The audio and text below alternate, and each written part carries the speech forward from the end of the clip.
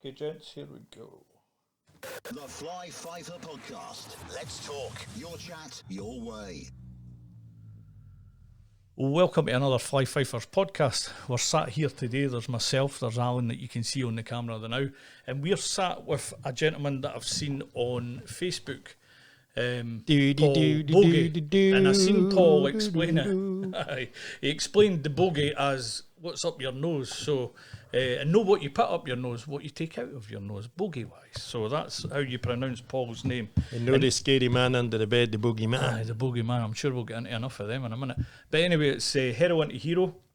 That'll give you an idea of where we're going with this story of the day. But what I'm going to do is I'm just going to get Paul on the screen now and hand you over to him. He's going to introduce himself. There you go, Paul. Whenever that's read, it is on you. So. Oh, it's on me? Aye, so tell the audience, who are you? What's your name? Where did you come from? Yeah, so I am Paul Boggie, and it looks written-wise like it should be pronounced Boggie, like my teachers used to say, but it's actually Boggie, and it is in the up your nose, sir, which I once said in the army to an officer, and it didn't go down well. The ones that you pick out your nose, and occasionally you eat them. Didn't fucking lie, some of you fucking eat them. Sometimes it's part of a staple diet in Pilton. Exactly, yeah. Even eating other people's. If you're hungry, you got to go. Yeah. What are you doing with that, pal? You got to eat it. You got to finish it. So, your name's Paul Boggie. I mean, I've listened to the audiobook, Heroin to Hero. I liked it. I enjoyed it. I love what you did with that. You can maybe talk about that later because we've been talking about it prior. I haven't been into Final Mission yet. I'll wait on that coming out in audio, or I'll try and read it. I'm going to try and read both of them actually, because I'm not a big reader. Probably the reason, bad education. Just wasn't fucking one of the monkeys that could sit in a classroom and listen to folk day in and day out. So I've never been a reader. And I hate fucking reading, and I hate getting put on the spot when folk want you to read. So there is an audio book coming, mate. So. Aye. So I'll either read them or Again, I'll that's a lazy man's fucking, it's like we were saying earlier on, is, your choices are, A, you didn't get an education at school, B, you're not at fucking school anymore, so you can learn to read. Then he gives that pish. I can fucking read. It just doesn't make sense. Maybe it's the subject matter. I've got a bone in a badge for dyslexia. Dyslexia. I'm acoustic. I'm acoustic.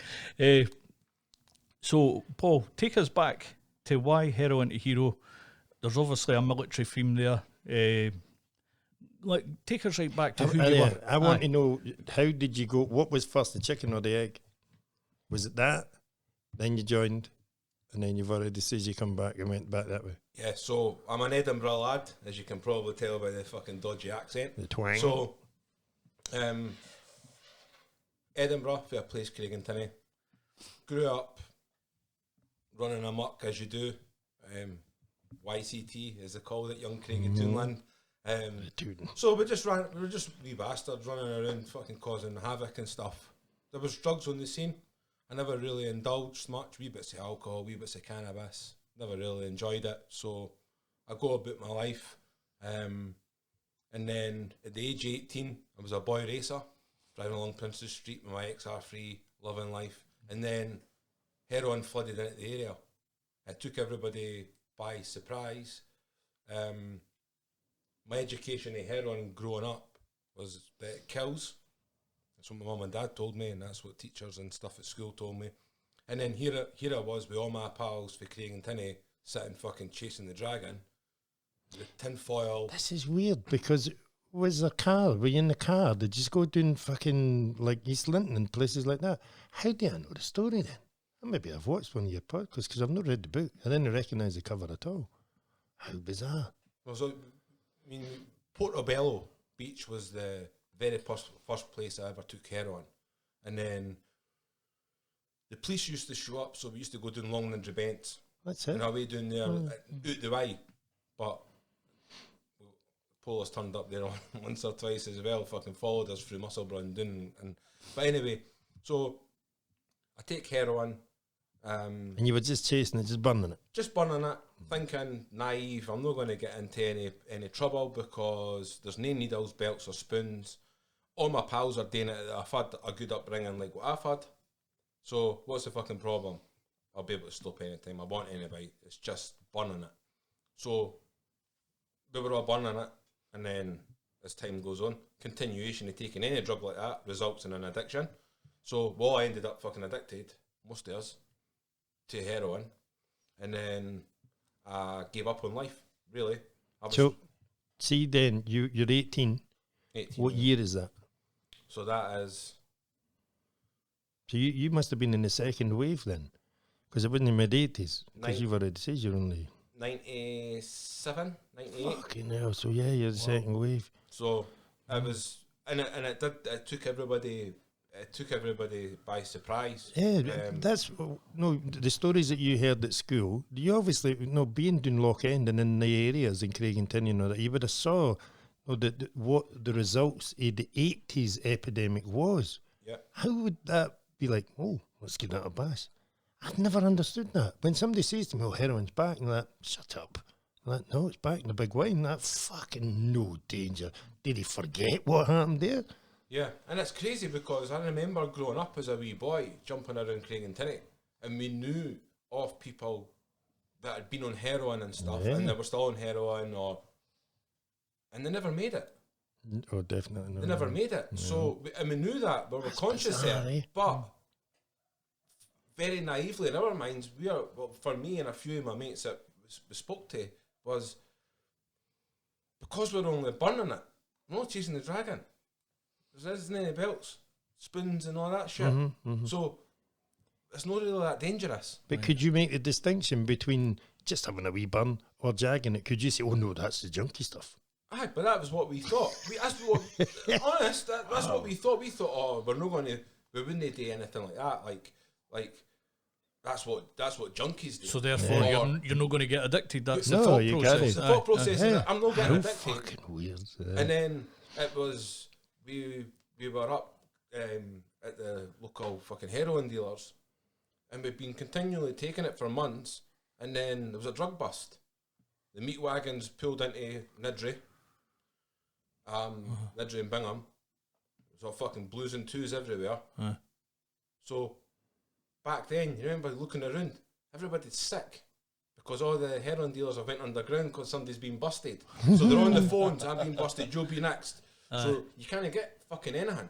So we sat in the car, and that was the first feeling that I now know was cold turkey. I didn't know what it was back then. I thought we had picked up a bug. I thought we'd all picked up the flu or something because we were all fucking sweating our tits off and thinking, looking at each other and fucking, what the fuck's wrong? So we eventually got heroin. And then so but just for educational purposes, you were then withdrawn and getting the full fucking on, the same as anybody that's taking it intravenously. Yeah. Same crack, same feeling, sweats, cold fucking turkey's pain. cold turkey, innit? Right. And then the realisation is when we got the bag of heroin, stuck it in the foil, started burning it, that instant feeling, the migraines are away, stomach cramps are away, the sweating stopped, the running eyes have stopped, everything stopped. And then you've got this puff of smoke, this bliss world where you didn't give a fuck about anybody or anything, and you're sitting Back in the car. cloud. Sitting in the car, fucking out of comfortably nuts. numb. And then it was like, wait a minute. I'm addicted to heroin. What the fuck? And then... Did everybody else in the car think, come we are? Aye, but the stupid thing is, when we used to drive for Craigentinian to Niddrie to get the heroin early on, we were joking and laughing in the car, right? But Bogey, you're going to get addicted to this stuff. And I'm like, shut up, you dick. You'll get Be selling your else for smack. You'll be getting addicted before me, and we would sit and joke and laugh about it and all that. And ultimately, in the end, we ended up fucking on it. Fucking and some are still on it now, and it's just like... See, when we were younger, my drug of choice was glue. But the glue, to me, it was a personal journey. It saved my life as far as I'm concerned. I would never advocate for anybody, but for me, yes, it's the reason I'm still here. I had to escape. The demons on my back were trying to fucking do me in, so that was easy enough. Then the hash was an appeasement. It just kind of calmed the monkey doing. So I just drifted through that, and the next minute, like, all my mates that were smoking hash, I found out later, I didn't even know. The naivety in my mind is fucking hilarious.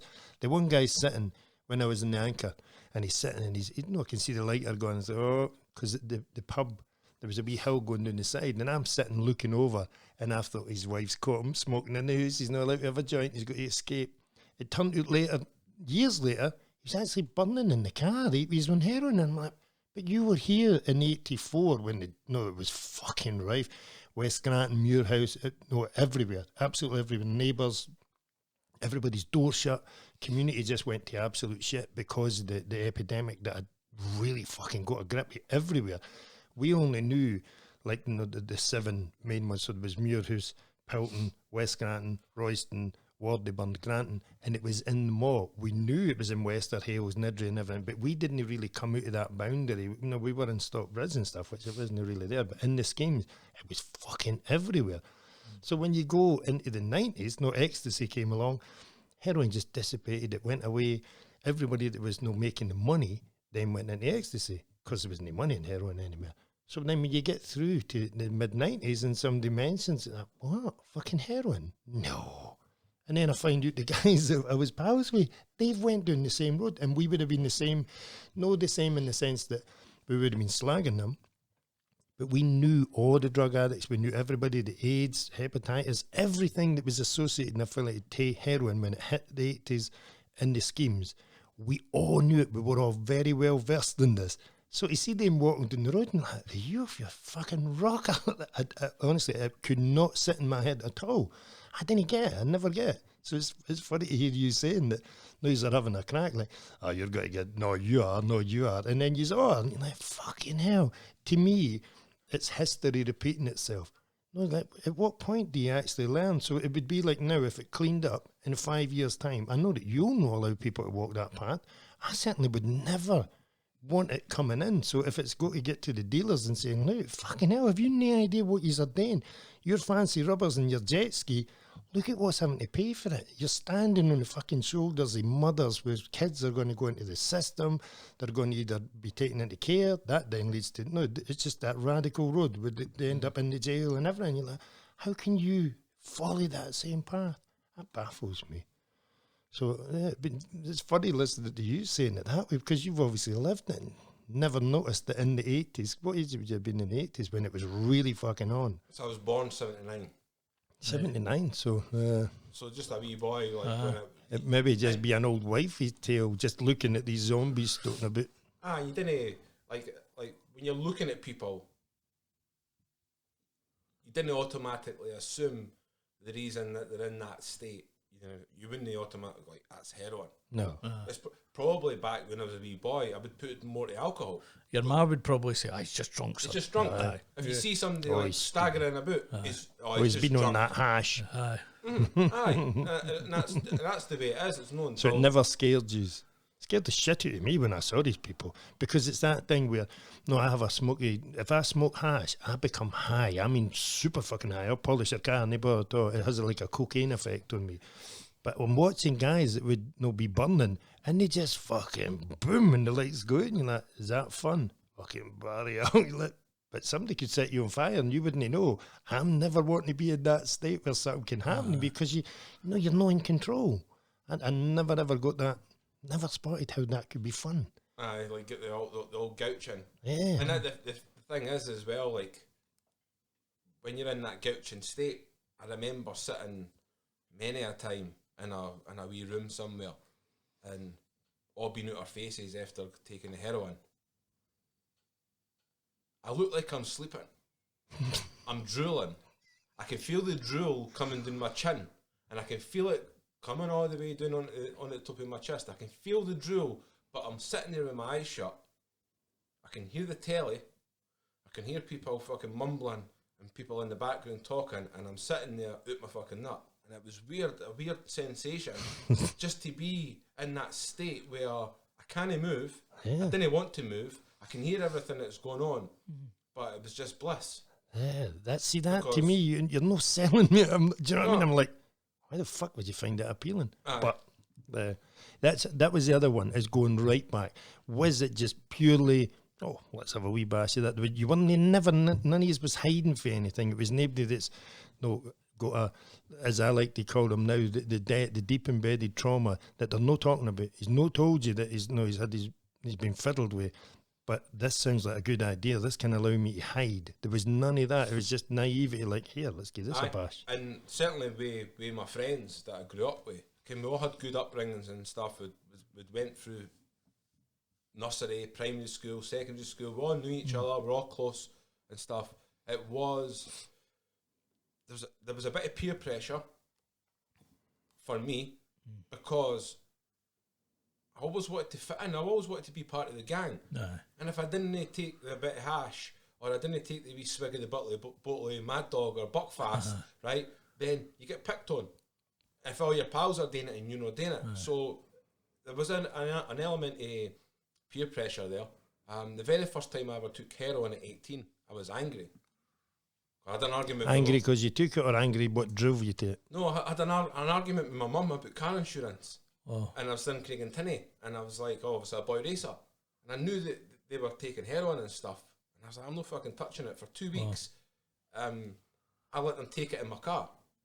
And it smelled like rotten fish. It was fucking horrible. But I wanted to be part of the gang. I wanted them to be around me. I was getting excluded because I wasn't participating. So I was like, no, you can come in my car. I'll take you up to Niddrie. I'll take you up to Bingham. We'll go down to Portobello. You can fucking burn that in the car. It's fine. And then that lasted only for 2 weeks. Had an argument with my mum about car insurance. And I fit of rage. I jumped in the motor, went down to Portobello. Lo and behold, they're all down Portobello burning. And I was like, every fucking day they were saying to me, Boggie, try it. Just try it. Just try it. I was like, fuck off, man. It's stinking. Like, I couldn't see the appeal. That's it. That's right? where that was. But I was angry. Yeah. I was still angry. And I was like, well, what the fuck do you do? So they gave me the silver flute. Kind of tube, and they said, right, I'm going to take the lighter and I'm going to burn this brown blob, and you need to put the flute behind and see all the smoke that's coming off the back. You need to soak that up and inhale it and hold it in your lungs for as long as you can, right? Sound. So I'm sitting there fucking, what the fuck? Like, and then my whole world just changed. And it's like what you were touching on there about trauma. Yeah. For most people, we're all suffering from some kind of fucking childhood trauma, right? Now, for me personally, I was mild, like I was saying to you earlier, like, my trauma was mild. So, like, when I was a wee boy, I felt like I didn't fit in. I felt like my mum and dad had adopted me. They used to mock me and say they found me in a dustbin. I was underage. And it was like, and then I started shitting myself. Literally shitting myself. None of my brothers are doing it, so why am I shitting myself and getting fucking my ma come in and putting half a fucking bottle of talcum powder, Johnson's baby talcum powder, down my arse every time I'm going to the neighbours to watch a film and all that. Just what age were you then? So I must have been about, what, 6, 7? Wow. Something like that. But I couldn't understand. Why? What? I'm a fucking weirdo. Why am I shitting myself? I know I need a shit. I can feel it, I need a shit. Why am I trying to hide it in? So you're reading the books, there's wee stories about it, but then I go to secondary school. I was the first year in Leith Academy, and I fucking pissed myself. Like, in the corridor. I actually pissed myself into my boot. And there's a puddly piss. And I've just in my first year. And that fucking traumatised me. Yeah. So, and then there's bits of bullying. Right? So is it like an anxiety? But see, Dave, this is where sorry, James. Yeah, no, you're right, yeah. See, for me, the act. So, say it was somebody that's been fiddled with. That act happens. They have no fucking recollection of that. See the way you talk about it. Are you talking through hindsight, or did you know there and then? No, I mean, because it would have been normal to you. Oh, I've shot myself again. So somebody that's been fiddled with, they didn't know they'd been fiddled with until mine was when I went to secondary school, and all the boys are talking about the girls and all their parts, and oh, what's all this? Like a kid in a candy store. Oh, didn't stand like that. What does that mean? That means you're gay. What's gay? That means that you let another man touch your willy, and you're like, hang on a minute, this fucking rings a bell. That shattered my head. But that was years after the act. I never knew. I didn't recognise it. So for you to piss yourself, is it just how you're recalling that? No, that total recall that you can say, no, I'm fucking feeling like a fucking idiot. I'm this, I'm that. No, shutting yourself down. Would you have known when you were wee, or did you just accept that? Like you're saying, you're not putting talcum powder on you. Aye, no, it wasn't normal. It wasn't normal. So what? So But how did you know it wasn't normal? How did you know everybody else wasn't shitting themselves? Because I knew my brothers. Would they rip the piss at you? But they did rip the piss at me. But I knew that they weren't doing it, and I knew my pals weren't doing it, and I sensed it. I had a couple of pals at school that I could smell shite off of, Right. and I thought maybe they're like me. Yeah. Maybe like they've got a problem like me. Yeah. But what happens is through life, or for me, through my whole life, is things that happened to me as a wee boy and as I grow up and then turning into being a young man. Those things stick with me. They are who the fuck I am. Oh, aye, yeah, Right? they make you. Yeah. That is who I am. So when I've been cowardly, or I've been bullied, or I've pissed and shit myself, or I've done things that I'm not proud of and I feel ashamed of, and all these things all through my life, be a wee boy all the way through, that's who I am. And a lot of the things when at the age of 18, I didn't fucking like myself. I was ugly. Everybody had told me I was ugly. I looked in the mirror and I told myself I'm fucking ugly. That's why you're never going to get a girlfriend. Ever. Right? So, for me, that was slightly traumatising. Now, looking back, so that was traumatising living it. Aye. Right? But at the age of 18, the harsh reality was that I tried different drugs. Prior to that, like cannabis and alcohol, no liking it. The first burn of chasing that dragon, when I tried it for the very first time, I fucking fell in love with it. Physically, I Did was that give you the absolution that all the baggage is gone? Aye. I'm not ugly anymore. I didn't give a fuck I if didn't I'm give a ugly. I fuck. couldn't care if I shit myself or piss myself. Aye. Fuck you. Fuck you. Perfect. And Yeah, that was that was the glue for me. It's only the escape. it's the escaping reality, That's it. and it was bliss, and obviously, you know, hindsight's a wonderful thing. If I couldn't go It's back, fucking fantastic. you know, Oh, but aye, what a tool.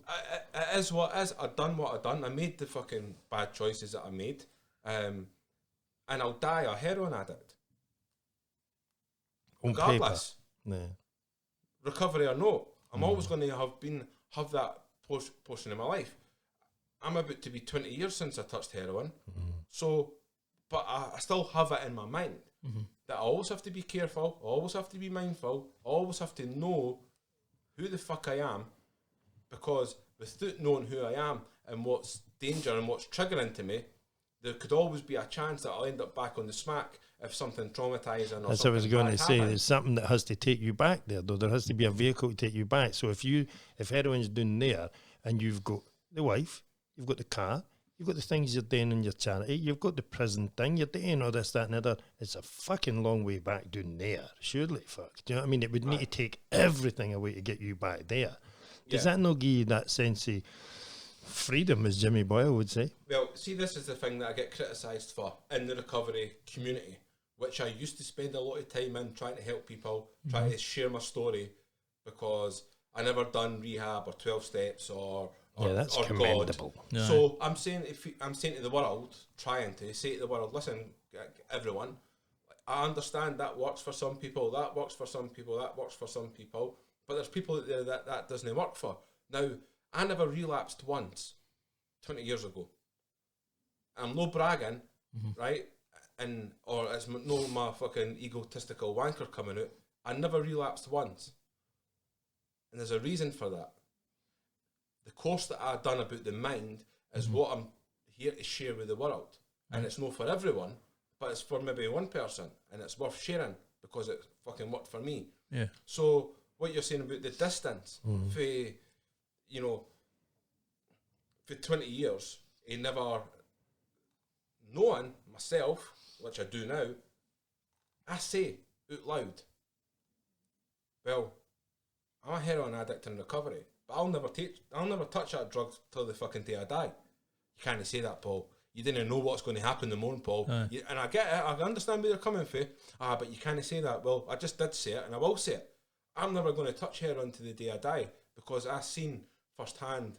So see that mindset thing then, Paul, would you fucking say, I was a heroin addict rather than I am a heroin addict? See, that's where I get everybody will say, oh, it is what it is. No, if you want to keep the cycle going, it is what it was. Step the fuck away from it. Yeah. You'll never come away from it. Because you have evolved. You're not sitting revolving around the heroin, fucking the silver foil. You've fucking rose above it. Yeah. And 20 years rose above it. Yeah. I used to say, I done a peer support course when I first left the army.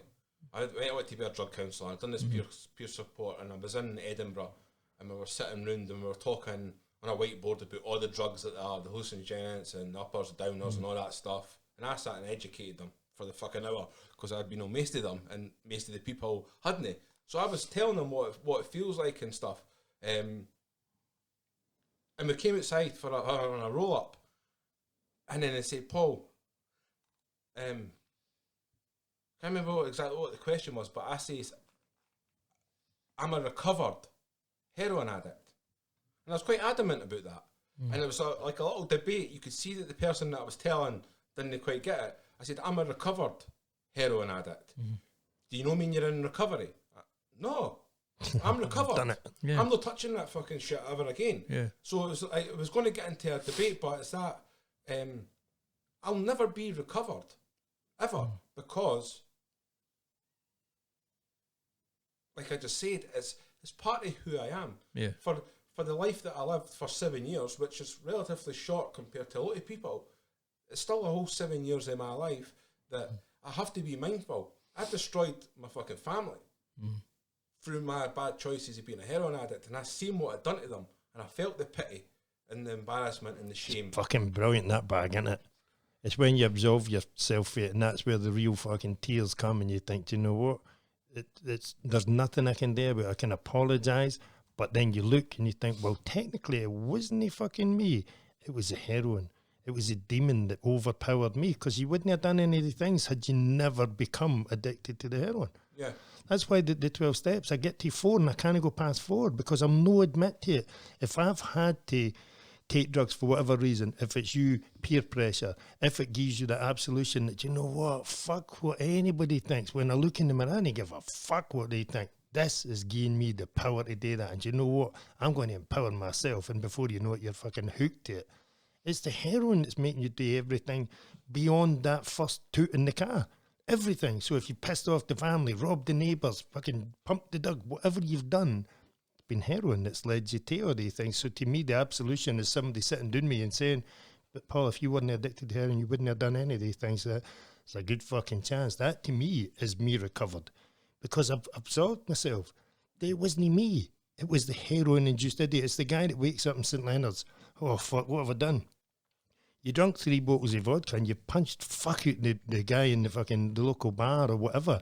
You're now up on an attempted murder charge. Oh, no. Well, if it wasn't you, who the fuck was it? It was a demon that was in you at the time. So it could be drink, could be drugs, could be whatever it is. Something overpowers us, and it's that.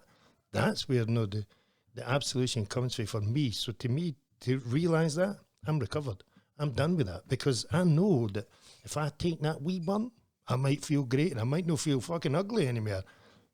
But there's every chance I can do all that. And it's you getting to there and think, oh, that was good. And then you think, hang on, I'll go back. Well, why the fuck would you go backwards? You've wrote the book. You've done the story. You've lived the story. You've got the T-shirt, the shoes, everything. The regret, the remorse. But when you have that wee thing that comes in the back saying, listen, if you never took heroin, you might never have done any of these things. I've never thought about that. That to me is recovered. When you've done that part. That's the biggest part for me anyway. That I can write it off. If certain things hadn't happened in my life, I would never have done the things that people would try and judge me on. Yeah. Or try and paint a picture of me, because they all have. They've all tried it. It's when you then, like you've done with the books, is wrote it down and let them understand, like, all right, so that's why you've done it. Exactly why I've done it. I don't see why we have to walk a dark path and then tell everybody else about the dark path. They should just understand it. No, then you go down that fucking path. If there's people like you at the end of it, you become the light at the end of the tunnel. You didn't stay at the end of the tunnel. You start walking backwards. You've walked back through it. You get to the front of the town and say, fuck off. What? Didn't go in there. You didn't need to go in there. That's why that whole thing with heroin coming back and you getting involved in it, that to me is just a head fucking like, what? I could have showed you the results of what was going to happen to you. I could have, no, I can take you in the graveyard. I can take you to the chemist and watch the queue of people that are fucking now addicted to something else because they swapped that for that because they can't afford that. Look at them. They didn't go anywhere. They're the same cycle that's repeating. And you think, what, that's what I could get? That's behind door number 1. You might have been able to say, I'm not bothered with that then. You can smoke it all you want, I'll drop you off, but fuck you. Not to be led into it with peer pressure and then just your mum having a go about insurance. To just snap and think, I'm fucking done with all this. Get this shite away from me. I would rather the realities out there were a bit more truthful and honest, and hopefully, with you doing your thing, that's where we get to at some point. That there isn't a want to look down paths for fucking escapism. It's the reality that's shite. That's what needs addressed. Yeah, true. Definitely, huh? But yeah, back to the other question. The heroin came before that. The hero. And one of the things that I didn't know at the time was we could touch on that a bit actually because it's important. But when I got clean off the heroin 20 years ago, I had to replace that void. If I never replaced the void, I think there's a good chance that I might have struggled. So I found fitness. So where, as a young man, emotions-wise, angry, sad, anxious, whatever it is. Definitely know what to go back to being the ugly cunt. Well, exactly. Heroin. So my drive was always to heroin with any negative emotions. Any emotions, actually. Heroin. Oh, something good's happened. Oh, let's get a bag of heroin and celebrate. Great. Fucking mental, right? So it was always heroin was to go to. So when I stopped, I had to find... I didn't know that. I was lucky that I had a all-period running trainer that I'd never fucking used. So I started to go out jogging, and I had an MP3 round Lock End. Running round Lock End, my brother gave me this MP3 with Akon. Only had like fucking 10 tracks on it or something. Locked up, won't let me out. Came that one, right? So I'm sitting listening to this guy's music and running, jogging, and I felt really happy that I was out and I was doing this, getting fresh air. Physically, I was under 8 stone, so I was like a skinny wee rat, and I got a lot of shin splints and a lot of physical problems. But when I go back to the house, and sweating my bollocks off, and jumped in a shower and stuff, or jumped in a bath, and I sat there and I'm like, I feel really good. Like that wee run, that wee jaunt out there's giving me something.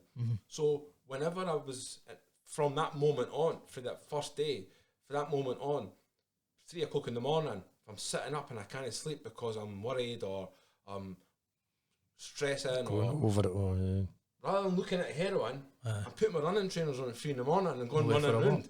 And then I go to the stage when I'm Forrest Gumping it around fucking Edinburgh and I'm getting fitter. And then I go to the gym. The circle just got bigger and bigger and bigger. So I didn't know, but I'd become addicted. My addictive personality had caused me to become addicted to running. And that was my feel-good factor.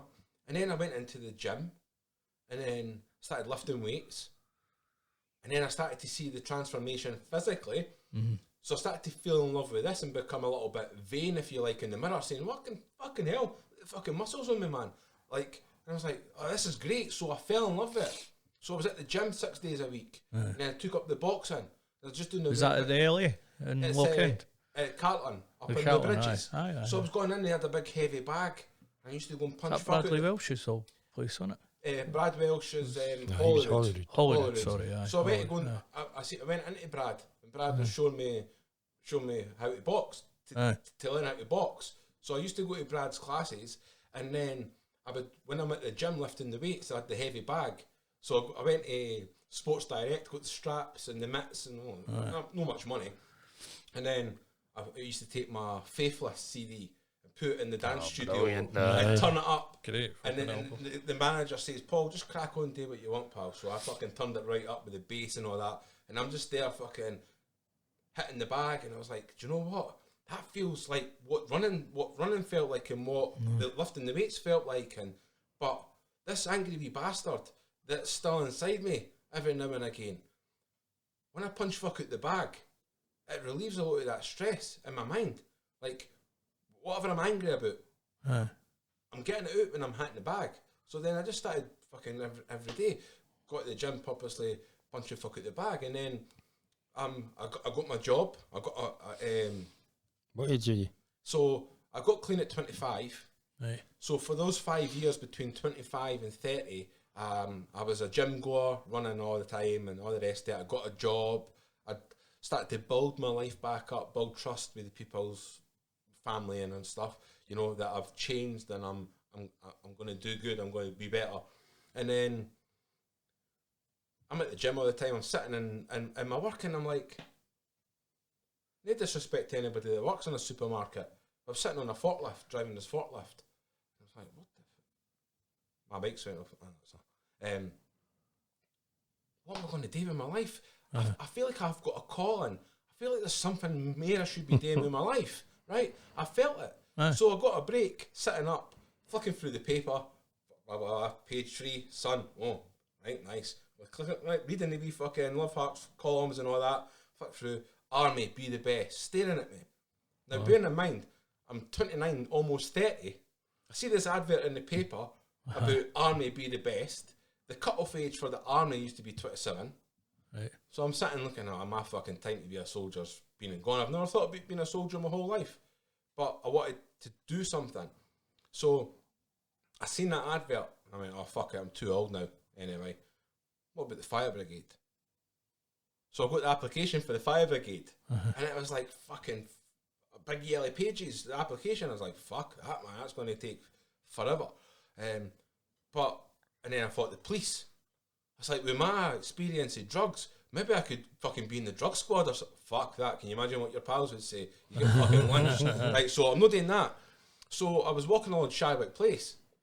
And it's the Army Recruitment Centre. I was there, right? Place, so I'm walking along, and I'm like, fuck it. There might be something else. You never know. So I walked in.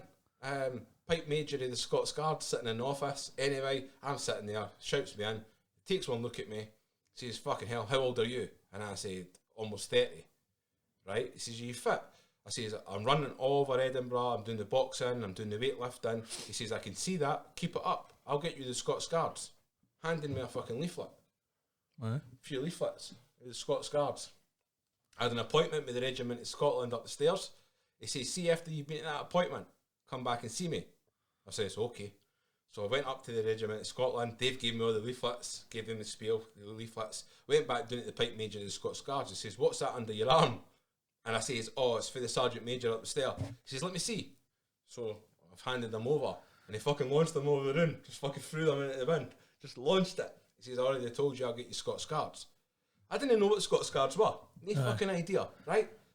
But he had a uniform on. So I remember coming out, and I was waiting. I was going to wait on the 34, I think, to get the bus home down to Loch End. I couldn't wait with my excitement for what this guy had just told me. Just ran for it. Fucking ran. I ran all the way along Princess Street and down Leaf Walk and into the house. Got my laptop, typed in the laptop, Scots Guards, came up with a fucking video. He's a fucking toy soldier. Right. This guy's told me I can be a toy soldier. That's mental. So I'm sitting watching the video, and it's a few minutes of them out Buckingham Palace and Windsor Castle and all that, and I was like, fucking hell. Like, really? And then to Afghan. You see the Scots Guards in the front line getting shot at, and I'm reading and saying they're frontline soldiers. They're not just toy soldiers, they're real soldiers. I'm like, that's just the ceremonial duty and blah, blah, blah. I'm reading it and I'm thinking, right, take a fucking minute and take a breath. I remember sitting there thinking, really? It's a dream. Really? Yeah. Is this an actual option? Thinking to myself, and then my self-talk kicks in and says, well, do you know what? You can achieve anything in fucking life that you want. You've already proven that, and you're looking for something else. This guy's told you you can get in the army. You're fit enough. Your mental attitude's fucking bang on because that's what you've been proving for the last 5 years, that you've changed and you've learnt, and you've evolved. So I was like, fuck it. That's 2 fingers up to all the fucking haters and people that call me junk every day. I'll fucking show them. So I went to my mum and dad, my brothers and that were there, walked in, and they're like, oh, how you doing, son? I'm good. You been out running? I've been out running. I'm going to join the army. And no fucking sit laughing. Fucking right, he's back on the gear. Aye. All the fucking, what drugs you been on? I said, no, I'm going to be in the army. And they went, son. And my mum's like, son. And I was like, mum, I've just been for the appointment at Shadwick Place. I says, I need to go and do the courses and look at life down in Cataract and go to Glencourse and do this good stuff. And I'm doing it. I'm doing it. Well, if that's what's going to make you happy, like, you go and do it. So I went, done all the courses and stuff. Had to the medical, and I had to like leap round. I always remember in my boxer shorts, I had to leap round like a frog for this guy in the white coat with the clipboard. He said, I want you to leap like a frog for me, Paul. And I've only got my boxer shorts on, so I'm bouncing around. I'm Jeremy Beagle. Right? And then he says, right, very good, check my ankles or something. So he sits me up on the bed. He says, you ever had any problems with alcohol or drugs? And my fucking heart sank. I was like, fuck. Shit. You can't lie. Because if you lie, you're going to be chasing that life for the rest of your life, right? You fucked it. It's destiny. It's no meant to be. I said, aye, heroin, 7 years. For the age of 18, you're 25. Oh, heroin. Right, okay, stay here. He fucking left me in my boxer shorts on that bed for about 15 minutes. And I'm sitting there for that 15 minutes thinking, you should have just fucking lied, you dick. Just fucking lie. You could have should have just lied, because actually fucked it now, but being truthful. Comes back in, says, right, Mr. Boggie, I've checked with the superiors, you've been clean long enough and you're in very good physical shape. Enjoy basic training. Handed me a sheet of paper. And I was like, yeah, fuck it, I ran it. I just want to run, right? Just let me run. So, run, Forrest. 2000, January the 10th, 2010, Waverley Station, mum and dad on the platform, waving goodbye to Paul. He's about to be a soldier. I'm away to Hogwarts. So then I went to the Cataract and then done all the basic training. Fucking loved it. You know, it was absolutely amazing. Passed out, done the pass out parade, got sent down to London, done the Buckingham Palace, Windsor Castle, St James's Castle, Tower of London. I done the keys ceremony there.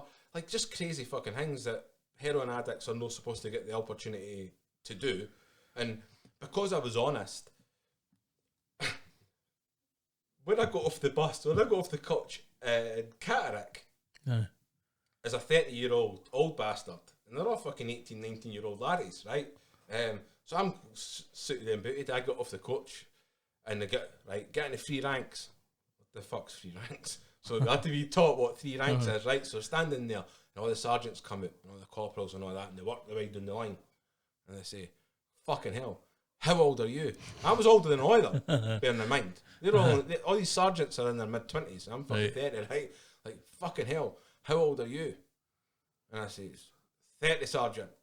He says, are you that fucking smackhead for the East Coast? Oh, nice shot. Are you that smackhead for the East Coast that's coming down to try and fucking be a guardsman? And I said, yes, sergeant. And I heard them all sniggering and all that, all the guys. And they're like, shut the fuck up, you lot. Right, okay, we'll fucking see. And I was in my, but we'll fucking see. Right, so then we got into the running. Well, I'm fucking Forrest Gump. So I've not, I trained my fucking heart out. So we come to the best effort mile and a half, and I fucking rinsed everybody. So getting to meet everybody, all the officers and all that. Oh, the officers worded it differently. Oh, are you the gentleman from Edinburgh who had problems, had some problems in his early life? And I said, yes, sir. Oh, I like the first one better though. So it was like, for that moment, it was a release because I didn't have to hide who I was. They already knew. Word had travelled prior to getting there. So they were like, oh, Bogey, we were out and doing an exercise in the middle of the woodland, fucking middle of nowhere, basic training. And the sergeants had a wee fire. We weren't allowed to fire because we were tactical. They had a wee fire. Bogey, yes, sergeant. Come here. Yes, sergeant. So I got my kit and that on, grab my rifle, run over and all that. He says, what was it like on fucking smack? Like, sit down. So he says, and tell the boys. He says, the rest of yous, get over here. The officer was there as well, right? Because it was all within the vicinity that you could hear. He says, "Oh, you fucking lot, get over here." So they all came over, whole platoon of fucking guys sitting, and they were like, "So what was it like on the smack?" So I told them, and she says, "You taking other drugs?" I says, "Aye, cocaine, ecstasy, crack, magic mushrooms, LSD, Valium, blah blah blah." And rattled off all the drugs, and like, "Oh, what? Oh, Boggie, what was the fucking magic mushrooms like?" I said, "Never fucking take them. Ever in your life, never take them. It was fucking horrific." "Oh, no, get back to the smack." So, like, sitting for an hour, talking to all these guys, answering their questions. And I finished. And then the officer come over, and he says, "Trainee Guardsman Boggie," he says, "just listening to you there, it's absolutely amazing that what you've achieved, having been through the turmoil of your drug addiction. You should write a book." And I was like, I'm not much of a writer, sir, but I have been writing me bits through my recovery, so maybe I should put that together. And then the sergeants come over, and everybody's like, "Boggie, man, fucking write a book, write a book, write a book." I says, "Well, I'll go to Afghanistan, and when I return from Afghanistan, If If I return, then I'll write a book, and I think what I'm going to call it is Heroin to Hero." And "Oh, great title. That's a great title. Oh, I do that. Right, great, fucking great idea." So that's where the title of the book came from. So, start my pre-deployment training. Shitting myself, like you're saying. Might not come back, or I might come back missing limbs. So, start pre-deployment training. I'm up in Edinburgh, travelling back down to Catterick. My army pal crashes the car, 70 mile an hour. Come off the road. I break my back. I crush my spine. I'm sitting in fucking shit state in a field down Newcastle way. Absolutely fucked. Almost died. Was he an army guy as well? Aye, so it was all army guys. Many's were in the car. 3. So I was his passenger. My army pal was driving, and my Fijian army pal was behind me, and he never had his seatbelt on. Great guy. Oh, whack you right in the back of the So he dome. crushed my spine. That's what the spinal surgeon says, that when you left, I hit a boulder, and it broke my back. At that moment, my spine was considerably weak, where the break was. And he says, "Your army pal, with all the weight of the force, him coming into the back of your chair and pushing the chair forward, has crushed your spine." So I was like, so I'm in hospital and all that. And then, still a soldier.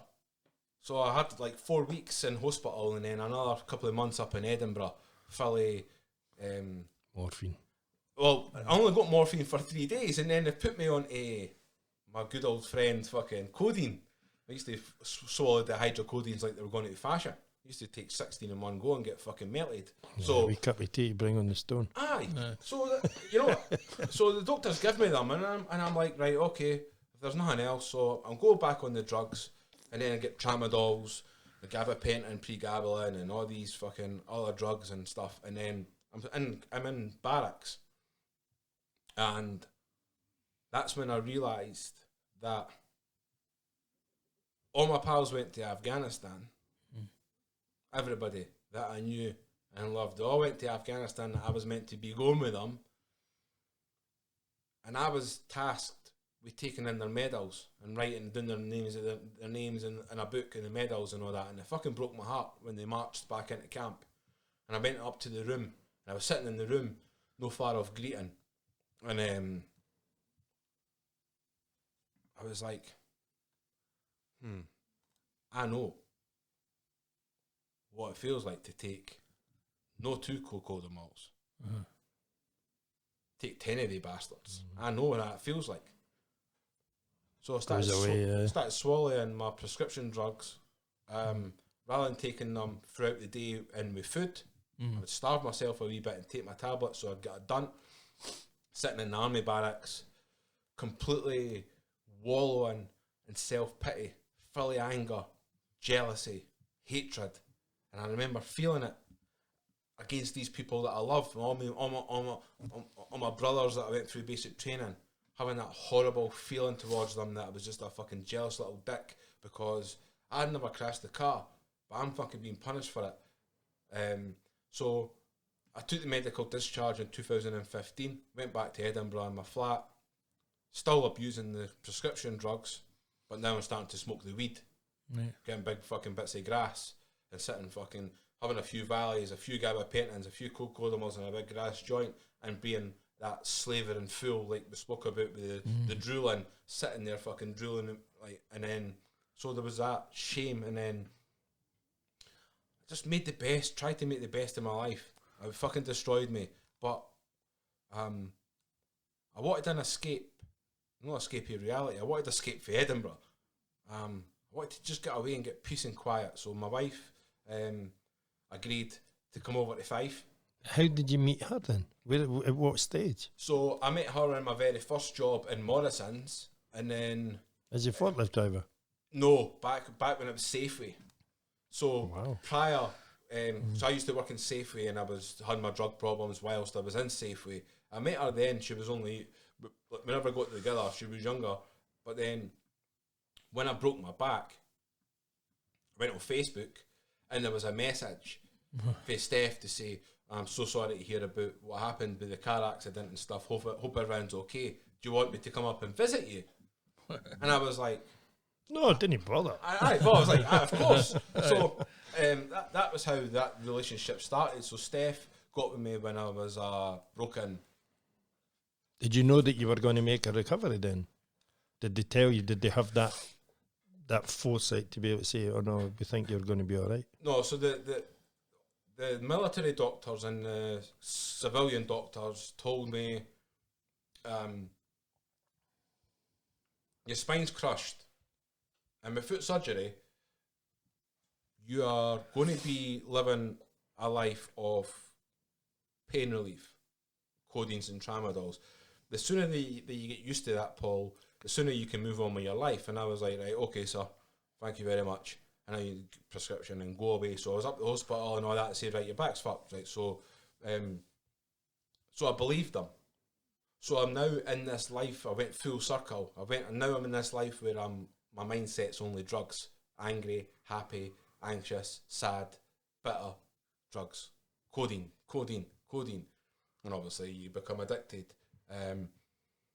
But then I was in a relatively dark place, and then said to Steph, my wife, you know, can we get out of here? Can we go over to Fife or something? Or we looked in Dunfermline, and we says maybe even over to Livingston or something, or just somewhere out with where everywhere that I kind of get 5 minutes fucking peace in the street without somebody coming up and wanting to talk to me. It was doing my nothing. So she says, aye. So we came over, we seen this place, and I says, right, we're moving. So we came over, and then the wife walks in, says, oh, you're not going to be able to go out for a few days. How the fuck no? COVID. And what the fuck's COVID? Oh, it's some kind of virus or something. And I says, and I've not to go out? Fucking hell. I says, well, what am I going to do?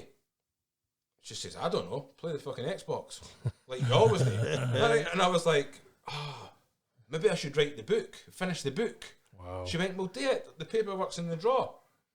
I went, so I pulled it out and I scattered the whole living room with bits of paper and read through it all and tried to make sense of bits of it and try and pull it all together, and then sat up for 3 days and 3 nights on the chair and sat and wrote Heroin to Hero, and just wrote and wrote, and then published it. And then I was like, I know this is the thing where this book really saved my life again, was when I'm writing in Heroin to Hero about my life on heroin, about how 20 years ago I put my nose onto the mirror and said, don't fucking ask for heroin ever again, because you're never getting it, and looked in my eyes, right in my fucking soul, and got those huge goosebumps that allowed me to do what I've done, and I'm still doing now. I had that moment in the mirror. So when I'm trying to explain to people that life and how I've changed my life around, I had another light bulb moment right in the book during lockdown. What the fuck are you doing? What are you actually doing? You're sitting talking about self-talk, right? Right now, you're sitting smoking a grass joint, feeling sorry for yourself, right? Blaming people, wallowing in self-pity. But you already know that it's a choice for you to change that shit, so fucking get a grip. And I got angry at myself in my mind, like I did with the heroin. I got angry. Yeah. I was like, get a fucking grip. So what are you going to do? She's right, make a plan. So I'm going to write this book. I'm going to help people to maybe try and help people to break their addiction to whatever drug. Hopefully they enjoy the read, but hopefully the message is going to be that, you know, there is a life after it, a life after addiction, and we can go on and do things. It doesn't have to be a soldier. It can be fucking anything we want, because we're powerful. We're more powerful than we give ourselves credit. So, right? And what I'll do is I'll donate all the money for the book, and I'll get it to the homeless people in Scotland. And that's going to be my new focus in life. And that's what you're going to put all your heart and all the energy that you put into fucking wallowing and self-pity and feeling sorry for yourself. You're going to take all that fucking energy and you're going to put it into something good. And what you're going to do is you're going to come off all these fucking drugs, you dick. Right? Come off all the codeines, come off the weed, come off the fucking gabapentins. You're going to fucking cold turkey the fuck out of that shit. So I weaned myself off. Slowly but surely this time, just tapered off. And I managed to come off all the drugs. And as I sit here with you guys now, I've got a crushed spine. I'm in a lot of physical pain. And I'm over 4 years off all the meds. I didn't take fucking anything. Just take it. Just the pain's what is, it is what it is. So I just manage as best I can. So that's where the first book, that's where the title of the first book came from. The veteran community sometimes give me a lot of jip for it. Right. Because I've got the word heroin and the word hero and that picture shouldn't be in. Right, it doesn't matter. Right, it is what it is. I didn't regard myself as a hero, but you know what? I've raised over £20,000 selling this book. See, that's a hero, but the one that you're missing is, see the guy that managed to survive the heroin. That's where the fucking fallacy ends, because there's no many survived it. Trust me, I fucking know loads of them that are no longer here who thought they could survive it. So a hero to come through the other side. Yeah, anybody that survives that shite is a fucking hero in my eyes. To move on and try and assist somebody else, pull them out of jobbies, out of shit creek, as I refer to it. Yeah, of course you're a fucking hero, because then you're no self-indulgent. It's no the me show. It's me, but I'm going to help him, and fucking him and all.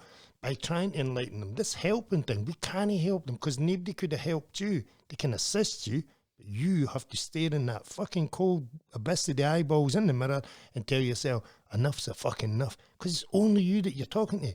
Nobody else. You're not going to tell anybody else, because it doesn't matter to them. They can only start in your own journey, in your own head, in your own self, to say, that's it, I'm fucking done with this. So anybody that says, oh, heroin to hero, you shouldn't be doing that. No, you never saved lives, or you never done this, that, and you never went to Afghanistan.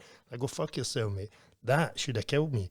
But it didn't. I'm fucking here. That's a hero in any cunt's book to survive that. Just like I'm saying, you missed the first wave. Go back and just address the first wave and look at the countless souls that were lost. And what the Grim Reaper didn't get with the injection, with the smoking, he fucking got with hepatitis, AIDS, the virus. He fucked a lot of people, and all these ones are still constantly reliant on the doctors giving them the methadone and all this other stuff 30 and 40 years later, and you're like, fucking hell, for you to still be going and doing your thing with the injuries, with the pain, but say, no, fuck you, you're not getting me. That's where the hero is. That's where you can write a fucking book and assist somebody else. Yeah, and I appreciate that. Like, I never will. I never will regard myself as that. But what I've realised is that through social media, and the people that have reached out to me are the family members of addicts. And many of them have lost sons and daughters. I've reached out, and they're probably my biggest supporters. And they all say, Paul, you maybe didn't regard yourself as a hero, and you never will, but you're a fucking hero to me for trying to help other people to help them off the drugs, or to avoid the drugs and stuff. And so I take it when people say it to me, I appreciate it. When you know, it feels nice. Aye. But for me personally, doesn't even it's no, like, sometimes I think, well, without being too, there's an egotistical wanker coming out again, right? But I'm a fucking good guy, try to do the fucking best in life that I can to help other people selflessly. Yeah. But you have to become, I had to be selfish to become selfless. I had to think about myself and think, right, you know, work on me. to be able to become the man that Can I you am. do anything else if you've not fixed yourself? Well, exactly. And that's what I see a lot on social media is that people didn't practice what they preach. They're talking about mental health and addiction and that, and they're sitting there fucking out their nuts on fucking Valiums and methadone and having a grass joint and talking about recovery and addiction and stuff. And I'm not hating on anyone. I genuinely am there. But I see it on social media and I choose not to be a wanker and call them out. I can fucking see it with my eyes because I've lived that life. Yeah. Right, you're on fucking someone. Right? Oh, aye. So I didn't say anything, but I watch and I listen, and I think practice on what you preach. Like you're I know, mate. you're Listen, trying to help other people. Hypocrisy is the biggest killer out there, especially for guys like yourself, myself, and James. Yeah. We try, no, even just staying this, it's just getting your story. But you think, well, put the cameras on, let somebody else hear your story as well. Hear our story, because we started off just us two in my garage. He wanted to see inside my head. Fuck me, it's a dark place when you really start rummaging about. But everything I've ever done has never been for me. I didn't get anything other than, wow, if I've assisted somebody else and maybe they've changed something in their life for the better, or understood, or let go of something that they've always thought was a secret, and then when they let it go, and you watch the shoulders go up, and you're like, wow, see, just watching you doing that, you can never buy that. I have an affiliation with the feelings rather than the finance. I've never been, the pound over pals, no fucking danger. Memories over money for me. My memories are what I get. They're everything to me, and they're worth a fortune because you cannot fucking buy them. And if I've made somebody smile in a day, go and show me where your 20 quid or your 40 quid's going to do that. Unless you're actually buying them a meal, that 40 quid would be another bag of smack. And then the OD. And then you'll feel like a right cunt for the rest of your days because you're carrying that weight. No, money has no appeal to me whatsoever. When I meet people that are actually doing things, like you're saying, selfishly, it's no for you. It's for them. You've lived the life, you've walked a path, for you to then say, look, didn't go down that path. Why? Because it's shite. I'm the walking, talking proof. It's fucking piss. You didn't want to go down there. The regret and the crap that you carry through your life, everything you've done in the first part of the journey, you've had that weight until you look in that mirror and say, right, it's time to fucking get rid of this. No running round, listening to the music's only one thing, but I guarantee you your head, all the wheels are churning thing. Fuck, I'd done that. I wish I'd never done that. Should have said sorry to him. No, where is that guy now? What is he doing? All the things, they're all the baggage, and that to me is the bag of bricks that will fucking ruin you. It will get you down at some point. It'll break your shoulder. And it's only when you get that mirror and you say, right, fuck this, enough's enough. Absolve yourself of all the shite. Then you can look around about yourself. The back feels a bit easier. How? Because I've assisted that laddie over there to tell him to go help yourself. Life's there if you fucking want it. It's the orchard, the fucking rich pickings. But no when you're stuck inside the dark fucking places. And it's like that, like people say to me, or ask me quite a lot, like, Paul, how's your mental health? And I say to them, it's fucking brand new. Like, why? Like, and I'll say, well, this is the thing. I've had a lot of mental health problems in my life. I've been heavily depressed, been suicidal. You didn't get any darker than being suicidal, as you all understand. You didn't get, there isn't any lower than that, because you're no fucking here after that. So I came that close to that episode. So I understand my mind and how it works, what makes it tick, and what doesn't work. So when people say, how's your mental health now? And I think it's fucking brand new. And the truth of the matter is, I have pride in what I'm doing. Mm-hmm. That's it. When I sleep, when I go put my head on that pillow at night, I've got nothing but thoughts of things that excite me about the future and things that I'm proud of about trying to help people. Proud of all the money for the book.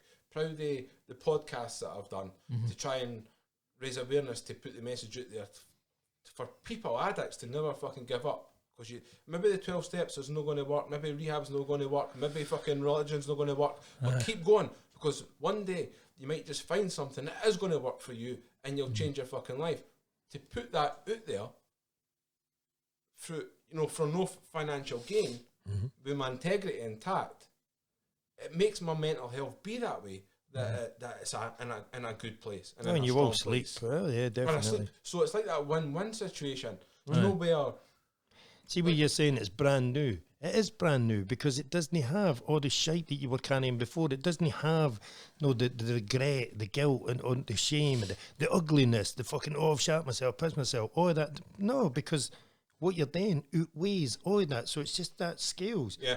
I've always said that it's that way. It's always been that way. Society puts us way fucking down there. See, when you get onto level pegging, you join in the army and think, no, fuck you and your demons and your heroin and all the shit that comes with it.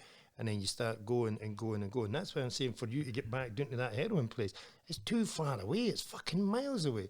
You've got to strip away the book, the second book, the first book, every individual that you've assisted on their journey, every podcast, every interview, every conversation, sitting around the fucking campfire trying to educate people that have never tried it but are thinking, this sounds exciting. What, drilling at the side of your fucking face? Escaping reality. That's not exciting. That is an escape. You shouldn't be in an environment where you feel you have to fucking escape. So yeah, to get, strip all that back. You've got a long journey to get back to heroin. I don't think it'll be as simple as, oh, Paul, here, there's a wee couple of grand for you. And you go, oh, well, aye. No, it's miles away. I think when I broke my back and I got morphine for 2 days and I went through that,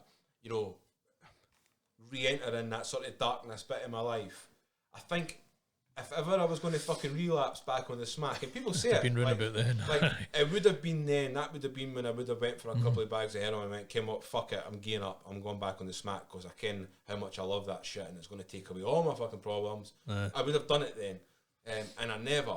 I know obviously codeine and tramadols and these opiate and opioid-based drugs and stuff, they're off the same, the fucking milk in the coffee, right?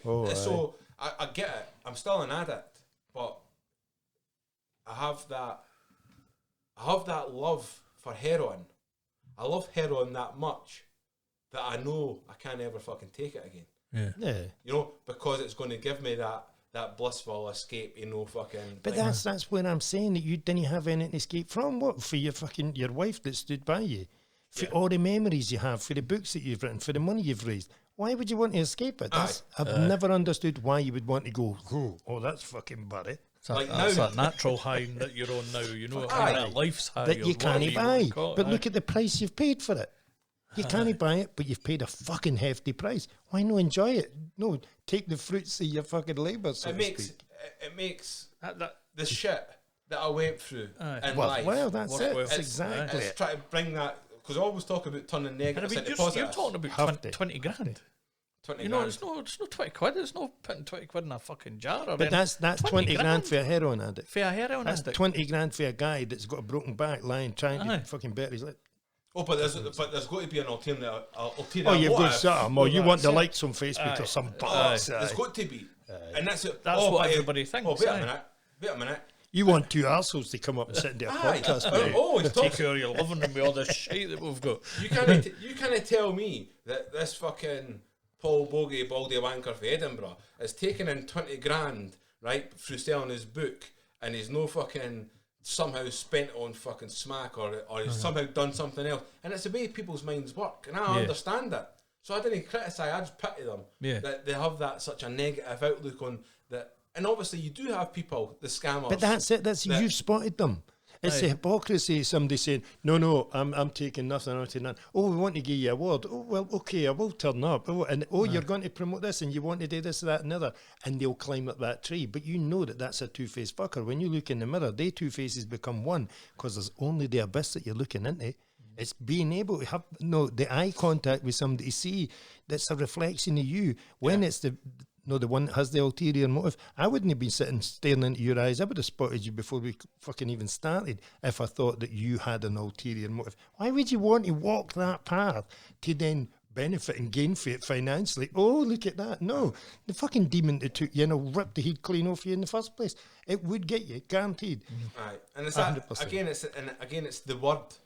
And that's the thing with society. And this is what I try and challenge. Is the stigma surrounding. So if you're a cocaine, it's back to what you've just said. It's like heroin, hero in a military uniform. You never have them in the fucking same place. No, but you've took it there. But if it was, for instance, it was cocaine. Aye. But that's all right because Law when firm. when you take cocaine, you're the fucking life and soul of a party. You aye. feel amazing, Yeah. right? But to visually look at somebody on cocaine or amphetamines or ecstasy, they look like they're having the fucking time of their life, right? And they'll talk to you and they'll be happy and you'll be pally. You're a fucking great guy. I he's fucking sick love as your fuck. shit. Oh, you aye. might come to my party. I'm yeah, having a yeah. party next week. You should be there, right? Great. Oh, I'll be there, right? Bells and whistles. I'll have a couple of grand in my pocket. Great. But that's still escaping reality. Yeah. And it's the same with alcohol. The That's what we talk about all the time. All the it's time. the need and want for escape. What is it that keeps you so fucking determined to escape? Why is the reality so shit? Because your reality in Edinburgh, couple of hours, no, it should only take 40 minutes. But just take a couple of hours and entertain all the fucking monkeys. Give everybody your life story and you know what, time out, get me the fuck out of here. You come to Fife. That, whether you like it or not, whether it's in the book, is a fucking escape in itself. Yeah. I've says to people, give me a room with 2 chairs and I'll help somebody escape their environment. I used to use glue because it took me that way, clean through the fucking roof. I knew I was coming back, but I was happy to come back. Why? Because I knew where the escape pod was. I tried to get out at Chrissy's at the caravan. Boss, get me a caravan. I'll take them out of your house. Take them out there, try and open their head up in any way we can, appease it all, and then take them back. They'll be quite happy to go. Why? Because they know they can escape without having to go to the chemist or the dealer. It's being able to know the difference between escapism and, oh, have a Grammy Charlie and I'll be fucking, no, I'll get this interview, no bother at all. It's Spud for Train Spot and fully amphetamine. Fuck off. It still wears off. And then you're back to that same fucking reality. You wake up in the morning, boom, it's still lying next to you like you thought you were escaping. No, it's going to cost you more and more and more.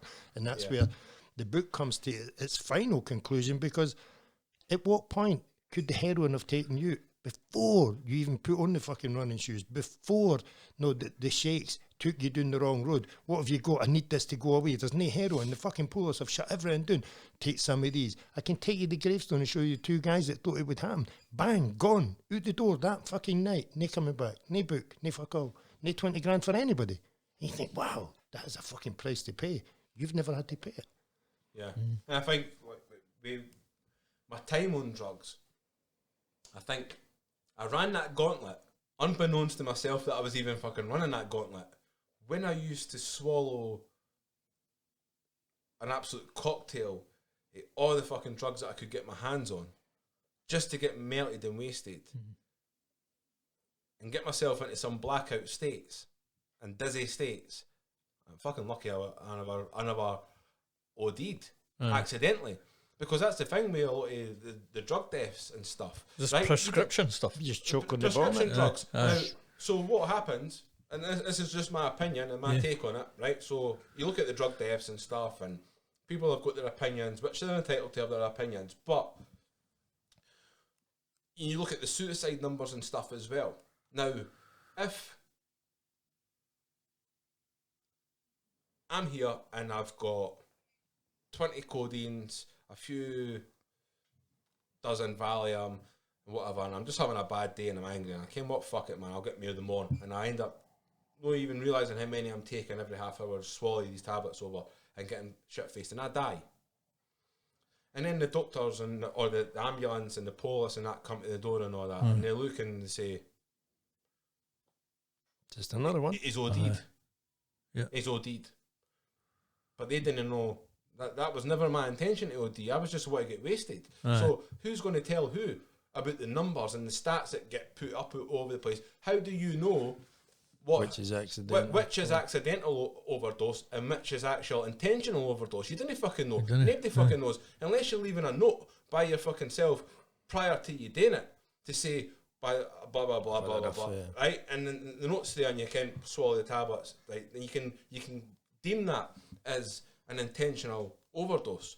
But people are just not understanding the strength of drugs, especially cocktails when you're mixing. Well, it's the guys that they go into the system.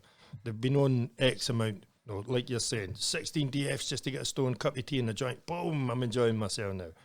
They get to jail, they come out the jail. 16 DFs, and we smoke a joint. Boom, they choke on their own vomit because that time in the jail, the system has started to, do you know what I mean, wean itself away from it. So when they come out to 16, no, you may be talking 4 would take you back to where the 16 used to take you. And I've saw that as well. The street Valium. They think that it's a normal Valium. They take them, boom, they're gone as well. We just watched that documentary with Paula Yates. We just watched that last week. Me and the wife sat and watched it. And that was the conclusion that they had when they had done the autopsy, was that she was clean.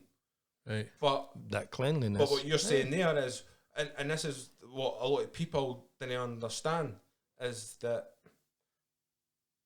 when you rid yourself of the drugs, and you didn't need it as a medicine anymore, you didn't need it, you've sweated all that shit out of your body, and you go for months and months without taking it. Like, when you go back and, like you're saying, the mindset says, oh, I need 16 tablets to get it done, right? Or I need a bag of heroin to get it done. When in actual fact, that's like going right back to day one, and it's that fresh hit. It's that tolerance level, isn't it? Because we know people, they'll have a tolerance level that's up there, and take 4 of them, you'll be fine. I take 6 of them, but just you take 4. One of them will put them on their arse. Yeah. But their mindset, hence Gandalf and his wizardry. And it's a greed. Yeah. Fuck it. I openly admit, like, I'm a greedy bastard. Like, with the drugs. When it's on, it's on. It's like me going for a beer. I'm not going for a beer. I'll go for a case or two. And it's again, it's that choice and control.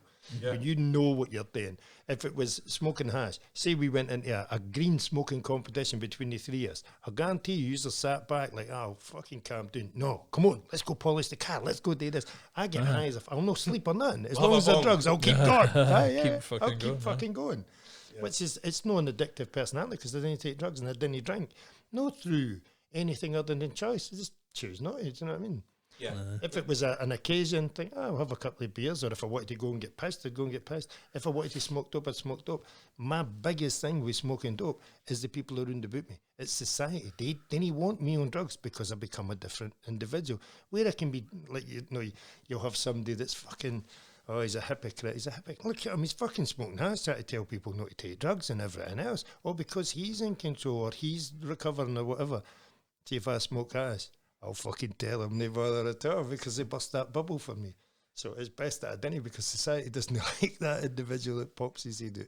And it is that choice, isn't it? That choice is the word, and that's where my life changed. Really, actually, 20 years ago, was I've got a fucking choice. It's yours. It's always been. It's no up to my mum and dad and my brothers and doctors and my pals to fix my shit. Sure, I've got a choice to fix myself, and I have to be accountable for the shit that I've done, and I had my hands up and admit I'm a fucking heroin addict and I need fucking help, and it's that whole, I've got a choice to make something in my life. I didn't have to be fucking wallowing in self-pity. I didn't have to be trying to escape reality every fucking given minute every day because I'm angry or anxious, or the neighbours pissed me off for some reason, and my first thought is, I need to get fucking wasted and high because I can't be dealing with that fucking prick. You know? And it's that hit. And now, through having the choice... And you made the heroic fucking choice. You have made it. Well, you know what I mean?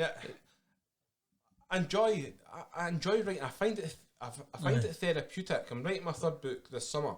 It's just a book of poems, because I write poems as well. A lot of them generally to do with recovery and stuff. I'm too brutal with my words for most people, because I call a spade, and I call it for what it is. Excuse me. I just say it like it is, and I'm not. I didn't do it purposely to ever offend anyone. But that's the way things are going now. Look at your Jerry Cinnamons, your fucking everybody's stop going. Beating about the bush, just tell didn't give us any push anymore. That's the amount of times you shoot for the hip. What do you want? Some big long fucking jargon words that just lose you in conversation because I've used these big gentrified words. No, fuck off. That's not what the guy in the street. And that's all I'm interested in, the salt of the earth, the ones that have been really hidden in the darkness. They're the absolute diamonds. Created an immense fucking pressure, and heroin is a pressure that if you escape it, fuck me, you're onto a winner anyway. It's just nobody pats him on the back and says, well fucking done. It's the ones that you've got to get in early and say, Don't fucking do it. You might no make it out the other side. There's no enough of that happening. Definitely no enough. Yeah. And So your poems could be, that wee one. Anything that deviates them, just says to them, look, think twice. You have choice. It's your choice. You can think, it might not happen to me, but the reality is it could fucking very well happen to you. The graveyards are full of them. Fucking full of them. I mean, I go into schools and do my talks and stuff, not just prisons, but I go into schools as well. How did you find that? How did you get into that type of stuff? The jail stuff's fucking fascinating. Well, it was somebody on Facebook that seen one of the talks that I was doing, and reached out for HMP Perth and said, you would be great to come into fucking recovery week and speak to the guys. I said, I've never been to prison. Right. They said, that doesn't matter. Like, you've overcome fucking your heroin addiction and you joined the army and all that. It's fucking amazing, mate. Come in and talk to the guys. And I said, well, if you want me, I'd happily go and talk. I talk for fucking Scotland. So What was that first fucking time you amazing. walked through the door then? What was that like, standing to talk to these guys that Was didn't your know arse you flapping? Or were you know, confident? What was that like for you, just to go in there? shitting myself. Aye. I mean, do you go into them and just say, literally. All right, fucking fuck shitting no. myself. all right, I'm fucking Fact. Paul. Tell a lie. It wasn't HMP Perth. Right. It was fucking Sockton. Right, hometown. Aye, where some of my pals are. Right. So, Did you bring any parcels? so in? aye. So I walked in, going through all the gates and all that, and I was like I was shitting myself. And I was like, I didn't know what this is going to be like. So I walked in and that, and he's fucking, can you? I was like, oh, for fuck's sake, man. I'm literally just, the guys have just walked in. They've walked over, they've fucking picked up the digestives, and they're filling their pockets with the digestives and the tea bags, right? And they're all Sounds familiar. They're all congregating around this thing, and the boy just around and say, I know you, I ken you. And he's like, I used to stay above the Bunch of Roses. I was like, that's where I stayed, right? He says, I went Leaf Academy. I was like, oh, fuck's sake, so did I. Right? He says, You fucking robbed me. and I used to hang around at Craig and Tinney and Loch End and all that. And I was like, well, what? It's me, I'm your dad. The prisoner bought some copies of the book, right? So the guys hadn't had a chance to read it yet. So I was like, the guy's going to find out. I'm from fucking Craig and Tinney and Loch End in that area. So I looked at him, I was like, I didn't know him, but I've got brothers, so I thought maybe the brothers, but I was just shitting myself, and this fucking 7-foot fucking giant walked in as an English guy, and he had a scary look, right? That I couldn't. Can you talk about eye contact? I couldn't have had eye contact with him because I was scared. Oh, right? fuck, aye. Now Right. he's walked in and he just looked over at me as if to say, "Who the fuck are you, you wee dick?" Because I'm only 5'8", right? 5'7.5" now. I've got a cross spine. Anyway. So he's fucking walked in and he just looked at me. The rest of them were like normal size. This guy was fucking huge. He looked right fucking through me. And I was like, I'm in a prison. I didn't know what these fucking guys are in here for. But I'm going to have to sort the fucking bum, stop the bum fucking going. Because, you know, because Oh, I they was like, smell it. so I was like, right, so I went in and once I started talking after 5 minutes, it was fine.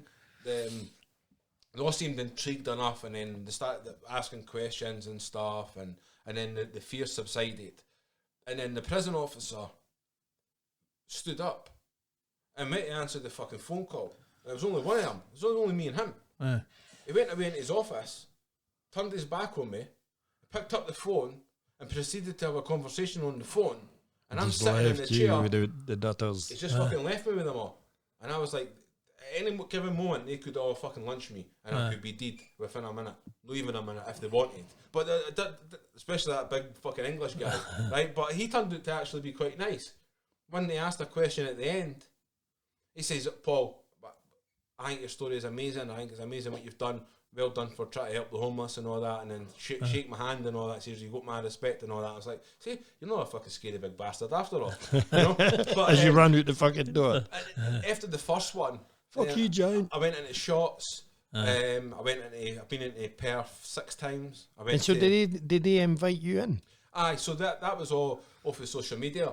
The Lilith Centre through in Glasgow, the women. I've been in to see the women as well. Wow. And I got the feedback for the prison staff and for the inmates and stuff and that as well, especially the women that says, listen, the women will just call it out. If they smell bullshit, they'll tell you to your face. They're not going to wait and talk about you behind your back. They'll fucking call it out. So I was sitting there, I was scared like 12 women, and I was like, hello. That's when you know you could get raped. Hello, ladies. And I was like, blah, blah, blah, I've got the book and all that. So they sat and listened to me for a couple of hours, and then they were like, at the end, they said, I huge respect to you for what you've overcome and for what you're doing now, especially to help people like less fortunate. And then with the schools, I was thinking, well, prevention's better than cure. 100%. If I can get in there, quick, then maybe I can have a positive impact and tell people about the dangers of heroin and ecstasy and cocaine and all that crack and all that drugs. Avoidance of society. And kind of know what that is. So I went into High Forth, View Forth. View Forth. I've been in there a couple of times, and then I was doing in Dumfries and Galloway as well at the schools. But the harsh reality is, when I go in and I speak to the head teacher and the teachers, is that for some of the pupils, it's already too late. Right. Yeah. They're already taking ecstasy. They're already drinking every weekend. They're already smelling weed about the school. And they're coming in and saying, Paul, fancy vapes. I'm talking about prevention being better than cure, and they're saying, Paul, like, for a lot of them it will be the case, but unfortunately some of them are already slipped through the net.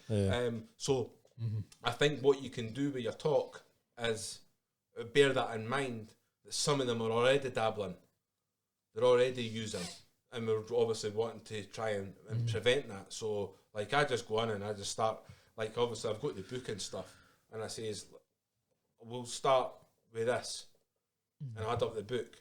I says, didn't think for one fucking second, because I ask if I'm allowed to swear in the schools, right? And they say it's all right because they've heard worse in the playground, right? But they say, like, swear, be yourself. That's all they wanted. That's really just be authentic. So I said, listen, didn't fucking think for 1 minute.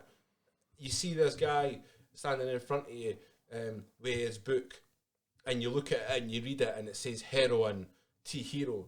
Didn't think for 1 second that it's all right to fucking take heroin, and that somehow, even if you take heroin, you can end up, you can be a hero, be a fucking soldier and going and do all that. But I say, because that's not the reality.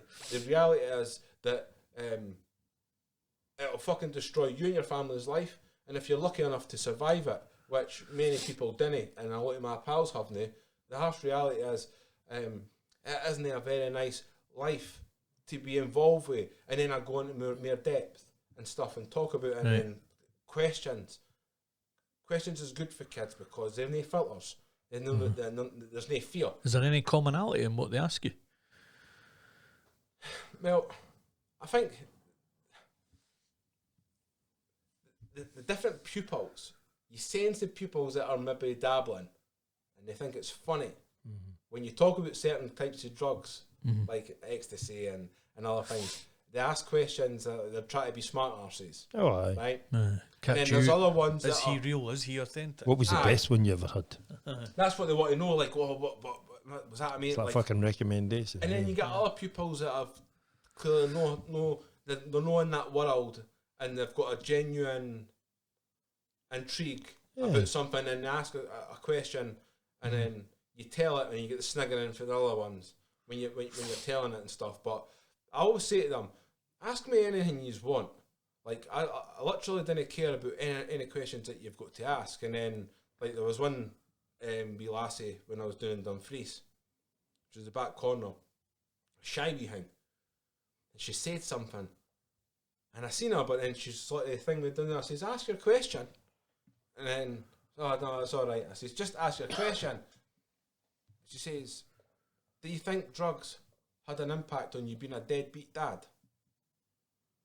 And I was like, it's a great question, and I think the answer to your question is definitely. 100%. I didn't think if I was on heroin and methadone and all these tablets and all the weed, I didn't think that I would be the deadbeat dad that I was.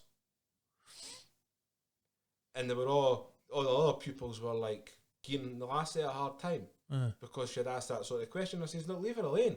Like, I've asked you to ask me difficult questions. Yeah, but that could be a reflection thinking, does that make you a deadbeat dad, as in like look at mine. Is that what's Is up that with my why file? he is that? Because a lot of the pupils especially in Scotland, you know, they're going home to their mums and dads that are on methadone. They're going home to their mums and dads that are on prescription tablets. Some of them are unfortunate enough to go home to their parents that are that are on heroin, or the most destructive drug in the world, sitting getting fucking pissed every night. Hammered.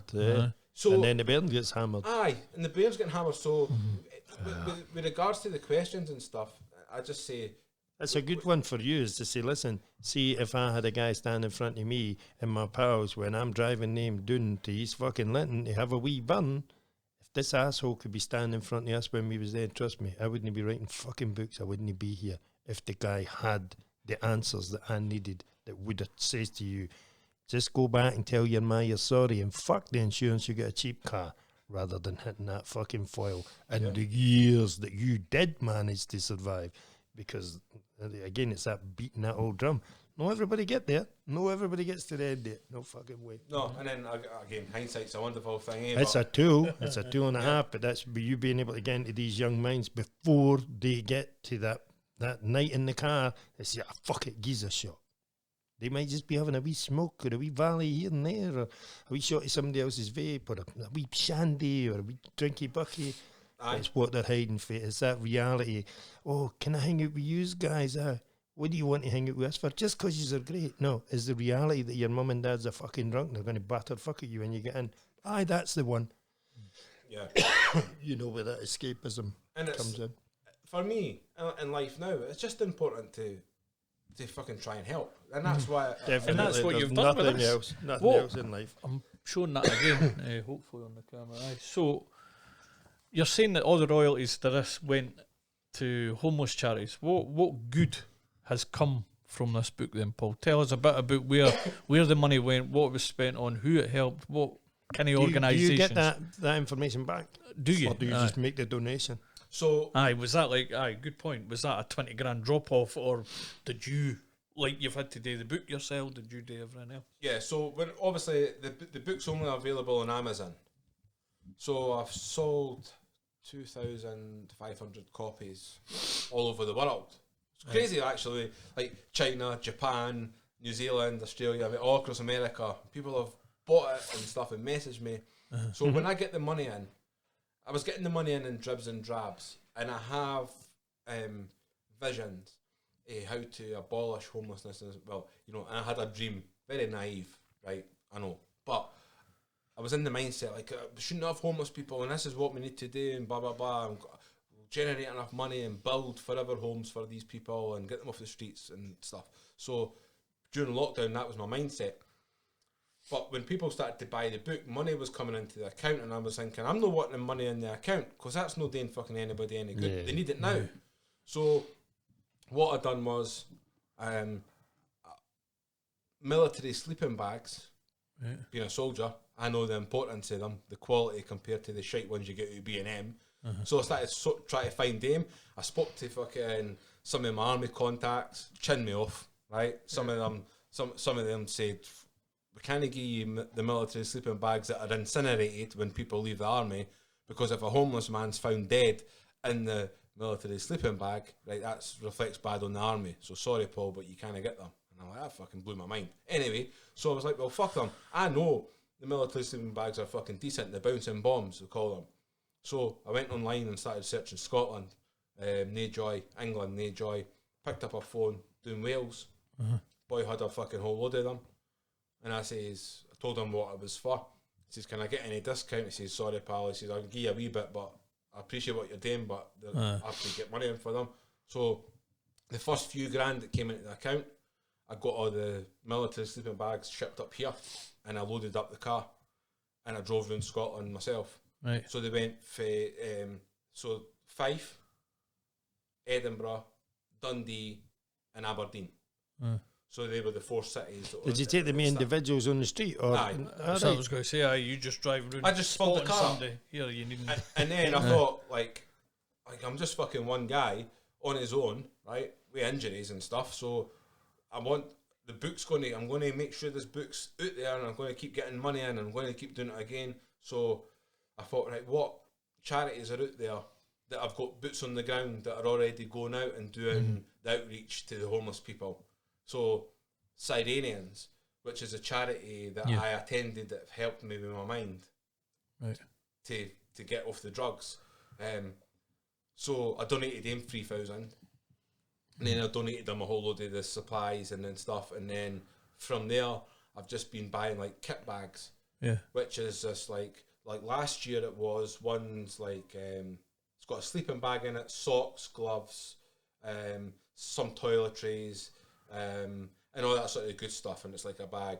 And then I just done some a few weeks ago. So when the money comes in,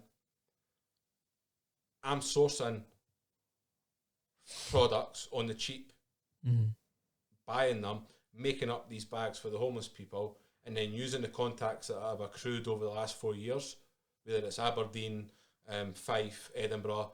They were just doing Glasgow last week. They took a whole ton of bags through to Glasgow. So I've been doing that, and the reason that I've done that was that as much as I appreciate the homeless charities and all the amazing work that they're doing, the money for my book isn't to pay anybody's fucking wages. No, that's a big right? one. And the salary kids, the turn-ups. So I've donated to little people. No, little people. Sorry, that's the wrong term. I've donated to lots independents. Just on independence. Saying, you're out doing this. I'll give you money. I'll give you money for your cause because you're out helping the homeless. And I've done that quite a lot. Here's 500 quid. Here's £1,000. So I've done that a lot. And then when I was donating to the charities and stuff, and it didn't really sit well, and I thought, do you know what? Like, I didn't know if any of the money that I've even given them is even going to hit the street, and that doesn't sit well with me. So just do your own thing. And what you can do is I can source all the socks, the sleeping bags, the gloves, make these bags up, and then give the charities the bags.